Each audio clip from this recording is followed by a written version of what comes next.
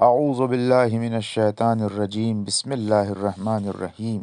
نہج البلاغہ، خطبہ نمبر 131۔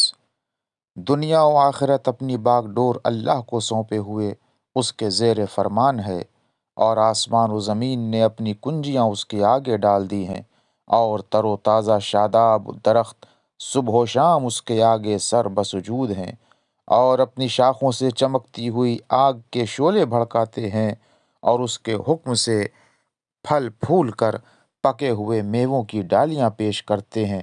اللہ کی کتاب تمہارے سامنے اس طرح بولنے والی ہے کہ اس کی زبان کہیں لڑکھڑاتی نہیں، اور ایسا گھر ہے جس کے کھمبے سرنگوں نہیں ہوتے، اور ایسی عزت ہے کہ اس کے معاون شکست نہیں کھاتے۔ اللہ نے آپ کو اس وقت بھیجا جب کہ رسولوں کی بعثت کا سلسلہ رکا ہوا تھا، اور لوگوں میں جتنے منہ تھے اتنی باتیں تھیں، چنانچہ آپ کو سب رسولوں سے آخر میں بھیجا، اور آپ کے ذریعے سے وحی کا سلسلہ ختم کیا۔ آپ نے اللہ کی راہ میں ان لوگوں سے جہاد کیا کہ جو اس سے پیٹھ پھرائے ہوئے تھے اور دوسروں کو اس کا ہمسر ٹھہراتے تھے۔